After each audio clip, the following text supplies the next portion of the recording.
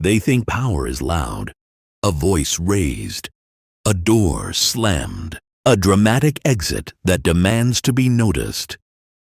But real power slips away without a sound. The ones who scream, who fight to be heard. They're still trying to prove something, still desperate for validation, still trapped. But you walk away without a word. No defense, no closure, no explanation. And that's what destroys them, because silence isn't passive. It's precision, it's restraint sharpened into a blade. It cuts slower, but deeper. You learn this after being pulled into one too many emotional traps, after giving too many chances, after realizing your presence was a gift they thought would never leave. So you leave, not with noise, but with absence, sudden, cold, clean. And they panic. They reach for the version of you they used to control, but you're already gone. No texts, no goodbye, no scene. Just the quiet vacuum where your energy used to live. And they fill that silence with guilt, regret, delusion. They replay every moment. Because they're not mourning you. They're mourning their power over you. That's what silence takes from them. Control. You didn't punish them. You just refused to respond. And that was enough. They always talk first, the ones who fear silence. You'll notice it early, the way they rush to explain, to justify, to be understood. Their words come fast, nervous, layered in smiles. But it's not confidence. It's fear. They think silence means disapproval, that if you're not speaking, you're judging, and they can't stand to be judged. So they fill the space with stories, excuses, half-truths. They call it honesty, vulnerability. But if you listen closely, you'll hear the cracks. They're not revealing themselves to bond. They're doing it to control the narrative before you get the chance. Because deep down, they know what they've done, and they're terrified you already see it. So you say nothing. You don't flinch, don't nod, don't soften the silence with false comfort. You let it stretch. Let it weigh on them. Let it do what words can't. And they panic. They clarify what you never questioned. They explain things you didn't ask. They expose intentions you never accused. That's how silence works. It's not passive. It's a mirror, held up long enough. It shows people exactly who they are, and they will try to manage that reflection, distort it, pretty it up. But the truth always bleeds through desperation. The louder they get, the more you learn, the more they explain, the more you see. Because silence isn't just power, it's pressure. And the weak always crack under pressure. You'll catch the contradictions, the shifts in tone, the subtle confessions they never meant to give. And all you had to do, was wait. That's the game. You don't confront them. You don't accuse. You let them unravel themselves, trying to control how you see them. Machiavelli was right. Men are judged more by the eye than the hand. Watch what they do, not what they claim. Because when someone reveals themselves under silence, it's not strategy, it's instinct. And instinct never lies. This is the first cut, the first fracture in their image. They did it trying to preserve yours. And once it's said, once it's revealed, it cannot be taken back. That's how you destroy them, by letting them talk. Rule 2. Power is measured in what you don't react to. They wanted a reaction. They expected rage, a scream, a slam. a storm. But you gave them nothing, and that terrifies them. You learn this the hard way. After betrayal, after humiliation, after being cornered by people who thought they owned your voice, at first, you feel the fire, the urge to respond, to prove you're not weak, to set the record straight. But then you realize something darker, something colder. The real power isn't in the comeback. It's in the restraint. Because when you don't react, they start to lose control of the story, of their illusion of dominance, of themselves. Your silence becomes the threat. It says, "You don't matter enough to move me." And that kills them. They try harder, push more.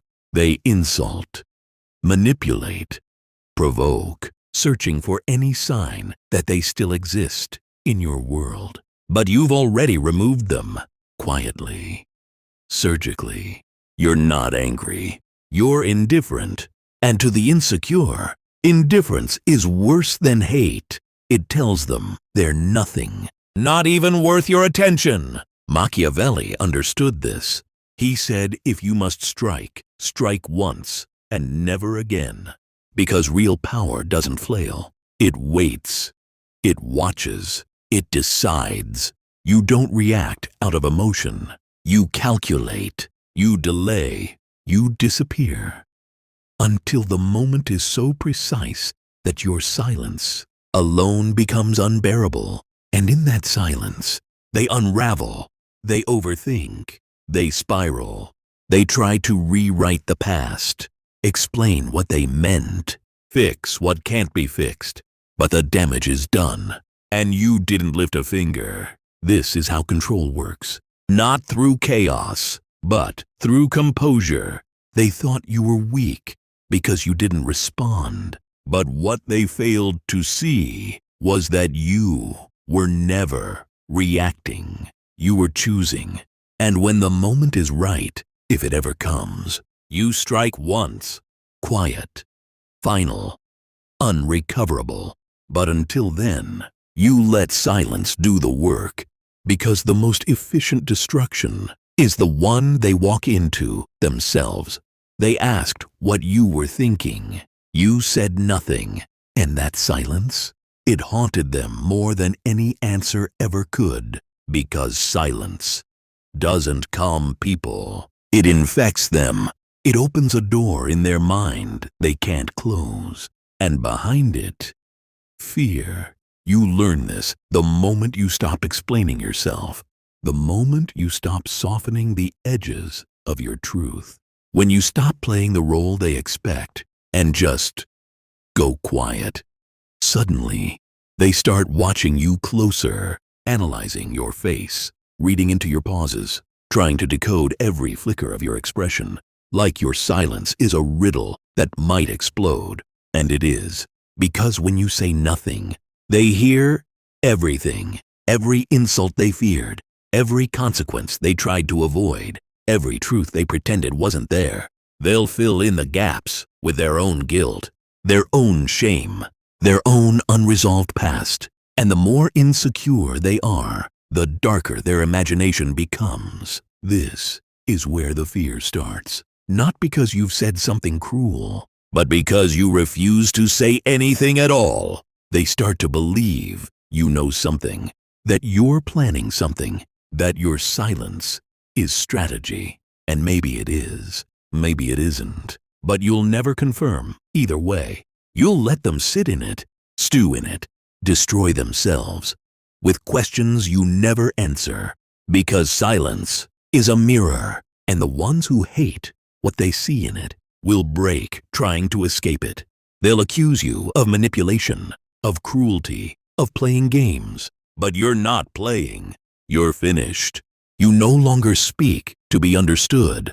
You no longer explain what should have been seen. You no longer offer clarity, because clarity is a privilege, and they lost access to it the moment they underestimated you. Now, all they have is distance, speculation, and a mind that won't let them rest. You don't have to raise your voice. You don't have to lift a hand. All you have to do is stay silent long enough for their own imagination to collapse them from the inside out.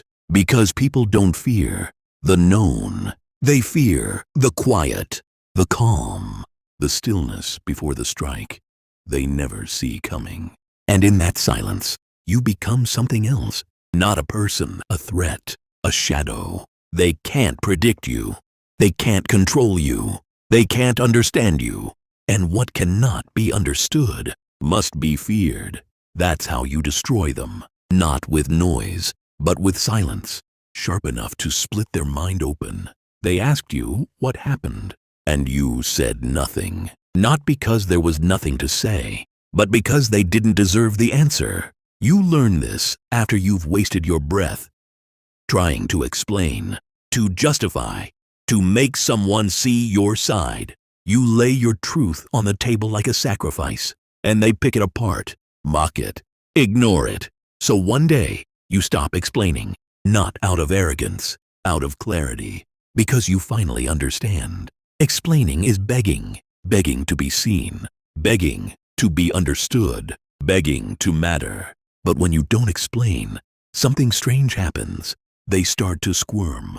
They replay every word they said, every action, every tone. Their mind becomes the courtroom, and they become their own prosecutor. That's the shift. Your silence makes them question their certainty. And now, instead of defending yourself, you force them to defend their own narrative. They ask again, "What's wrong? Why are you distant? Why won't you talk to me?" And still, you say nothing, because anything you say becomes ammunition, and you're not arming them anymore. Machiavelli warned against being too available, too soft, too eager to please. A ruler, he said, should be feared if he cannot be loved, but never despised for his weakness. Explaining is weakness. It puts you in the role of the accused. It says, "Please believe me. Please don't misunderstand. Please don't leave." But when you refuse to explain, you reverse the power dynamic. They start to doubt themselves, second guess, project, spiral. That's when the tables turn. Your silence becomes an indictment, not of guilt, but of power. You are no longer defending. You are judging. And they can feel it. They post online about cold people. They tell their friends, "You're emotionally unavailable." They frame you as the villain because they need to believe something. And when you don't give them the truth, they'll invent one. Let them. It's better to be the villain in their fantasy than the fool in your own. Because people don't seek truth. They seek comfort. And your silence? It's not comfortable. It's confrontation disguised as calm. You become the mirror, and they can't stand what's reflected back. When they accuse you, and you don't respond, they unravel because you're no longer part of their game. You've removed your piece from the board. You're not playing. You're watching, quietly, from a place they can't reach. They'll keep coming back, poking, provoking, trying to get a reaction. Because if you react, they still have power. But if you don't, they're left screaming into a void. And that silence is louder than any defense, any explanation, any apology. They'll call it manipulation. They'll call it cruelty. They'll call it emotional abuse. But what they're really describing is consequence.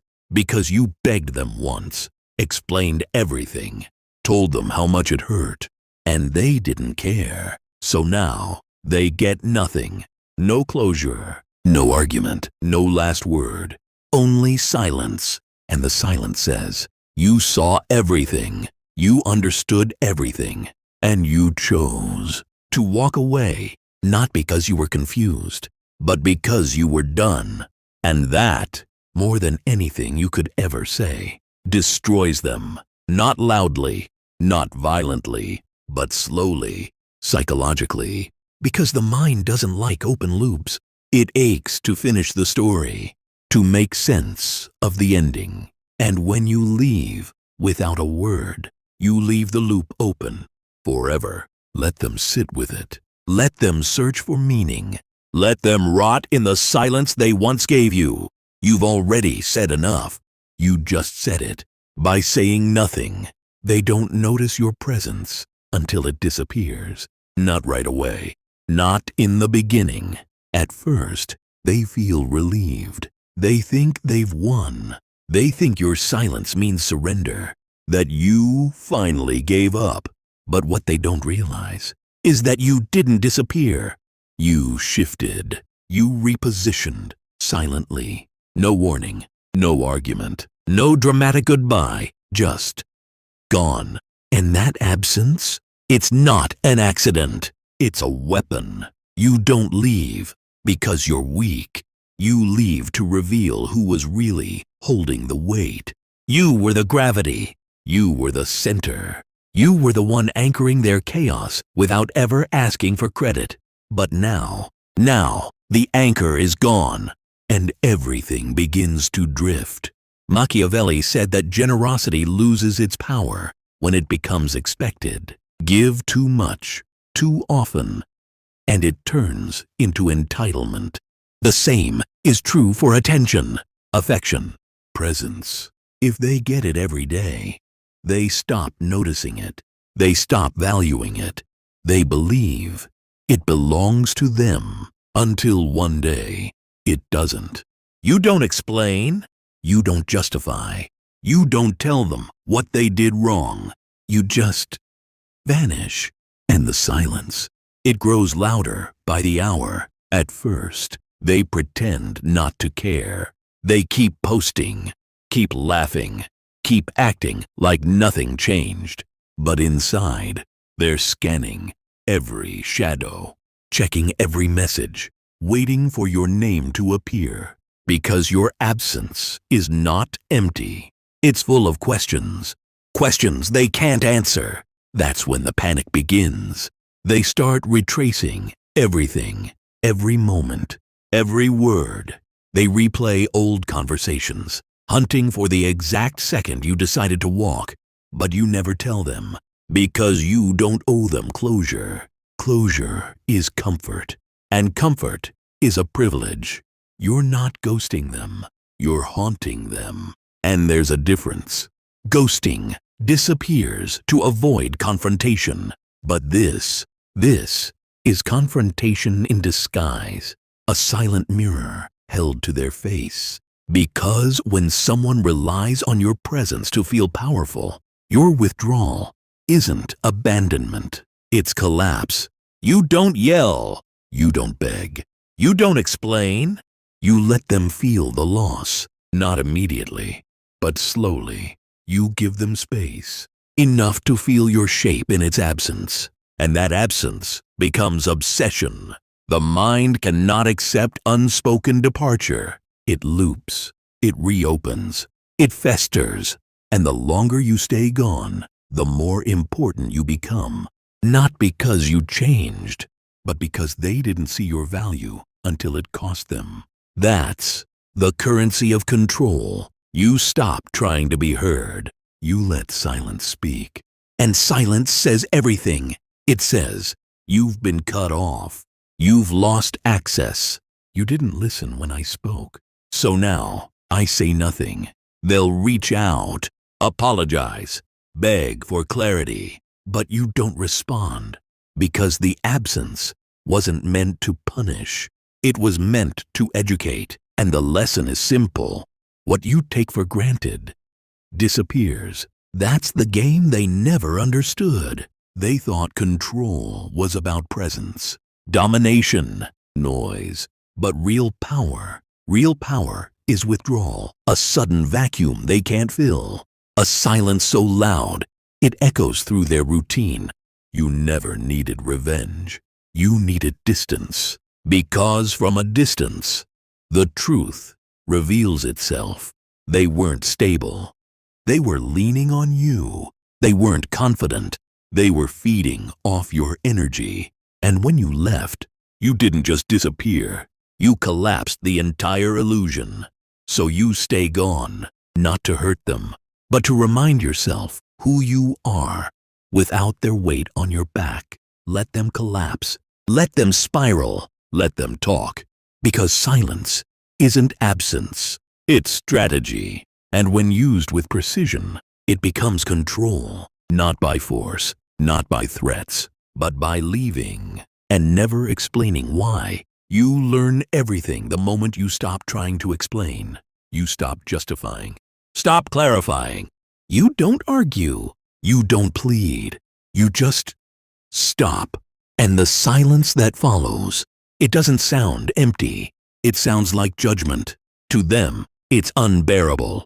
You sit there, calm, quiet, watching, not out of fear, but precision, calculation, control, because the one who speaks first reveals everything, their insecurities, their guilt, their desperation. It leaks out between their words, dripping into every sentence like blood from a fresh cut.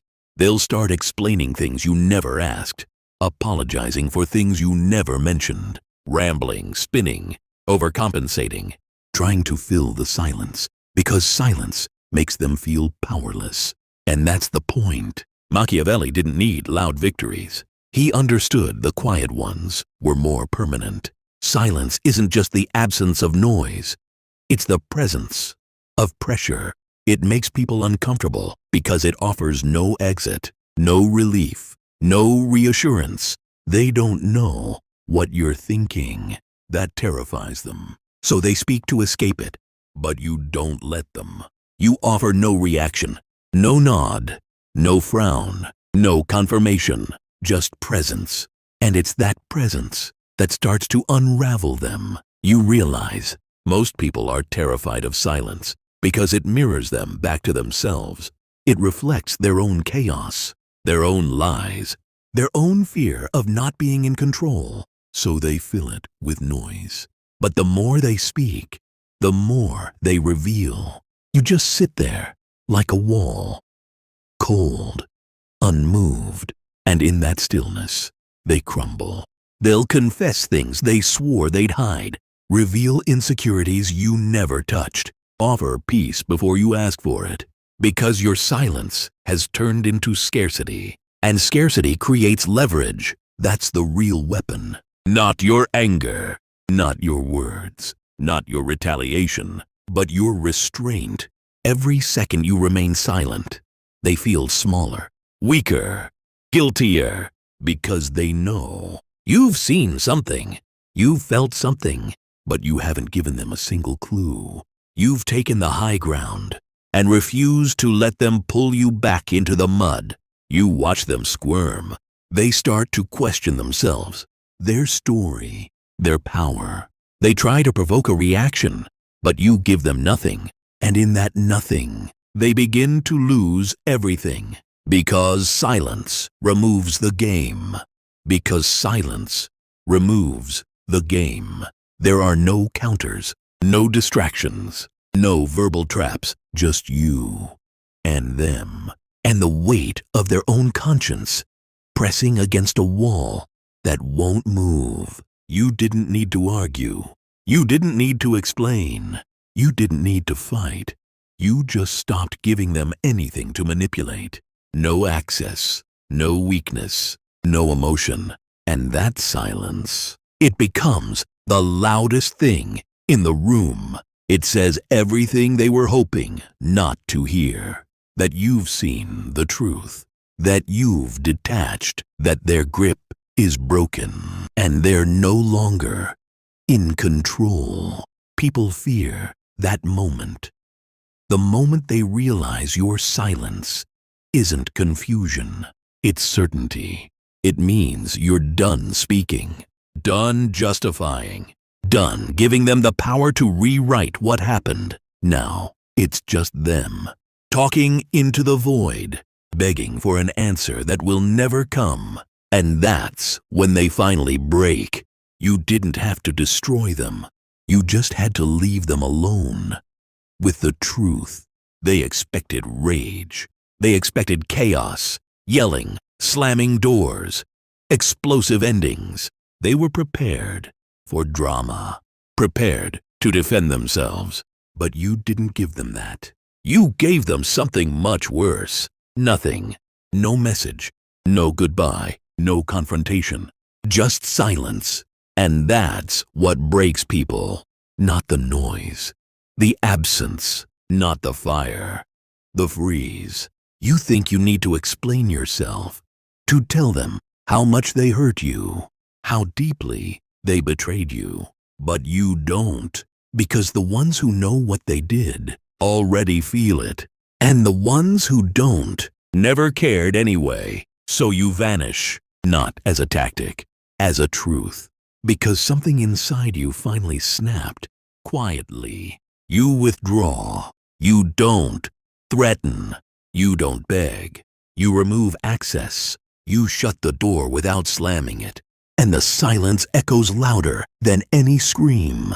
They check their phone. They wait for a reaction. They expect you to break, to cave, to give them one last ounce of your energy. But you never do, because the strongest move is the one they don't see coming. And silence, real silence, is invisible. It doesn't announce itself. It doesn't defend itself. It just exists. Heavy, cold, unapologetic. They tell themselves, you're just being dramatic.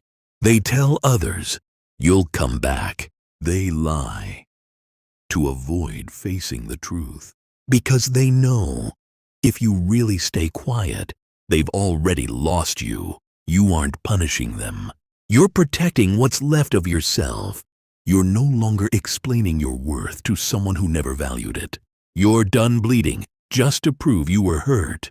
And in that silence, they crumble. They start replaying every word, every moment, every look you gave them that they dismissed, every time they ignored you, every red flag they now realize was a warning.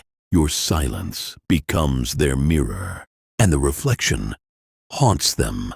They remember the version of you who still cared, who still tried, who still explained, forgave, tolerated, softened. But that version is gone, not out of revenge, not out of hate, but out of clarity. Because when you finally see someone for who they really are, you don't argue anymore. You don't fight to be seen. You just go quiet. And that's when the erosion begins. Not a crash, a collapse. Slow, internal, psychological.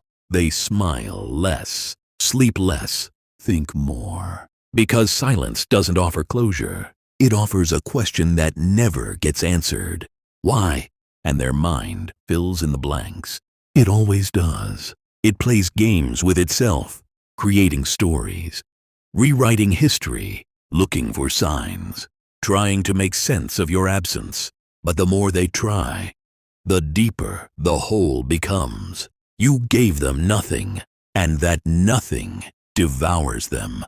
Machiavelli said, never do your enemy a small injury. If you strike, strike clean.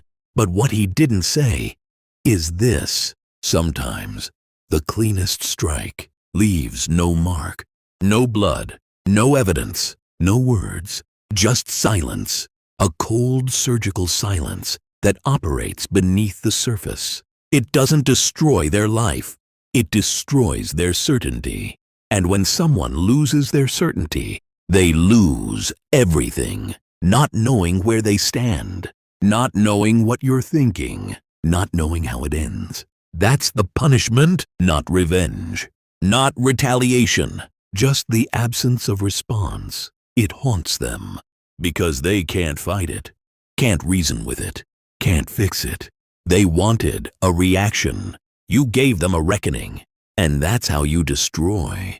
Without saying a single word, they didn't notice when you stopped talking. Not at first. At first, they thought you were tired. or distracted, maybe even kind. They kept speaking, kept probing, filling every silence with questions, noise, apologies, and lies. Because silence makes people nervous, especially the guilty. You used to explain yourself, every feeling, every boundary, every reaction.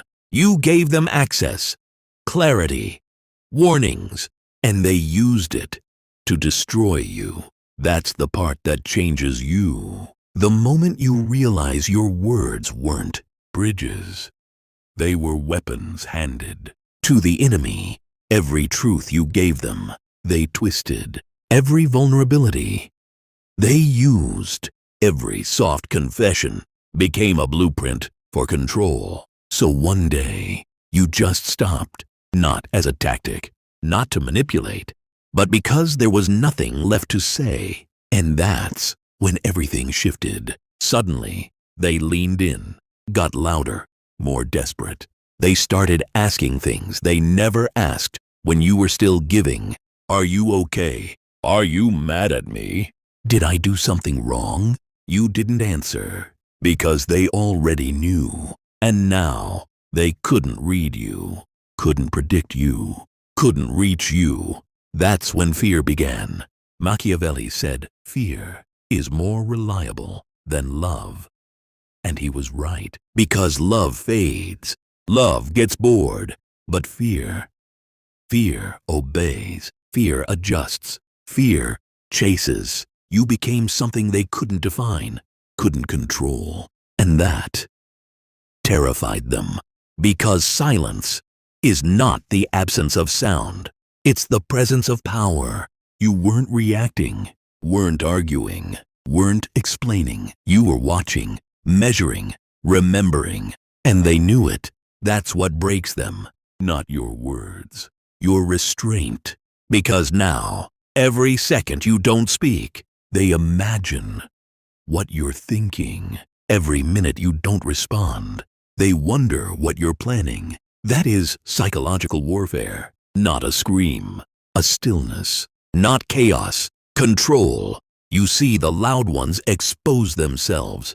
They yell, threaten, plead. But you say nothing. You give them no target to shoot, no weakness to hold, no emotion to leverage. You give them silence. And that silence becomes a mirror. It reflects their actions back at them. Every betrayal, every insult, every manipulation. Now, they sit alone with it. No defense, no distraction, just guilt. You didn't destroy them with force. You destroyed them with distance. And they can't stand it.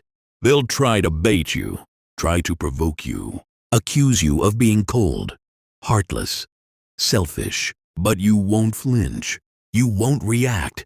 Because you've learned that rage is noise, that arguments are traps, that explanations are confessions, and that your greatest weapon is your absence. That's what they fear the most. Not revenge, not confrontation, just the quiet certainty that you are done, that they no longer have access to your mind, your heart, or your energy, that you've closed the door and locked it without a sound. That's how power works, not through dominance, through control of self. They thought silence meant weakness, but silence is discipline, precision, calculation.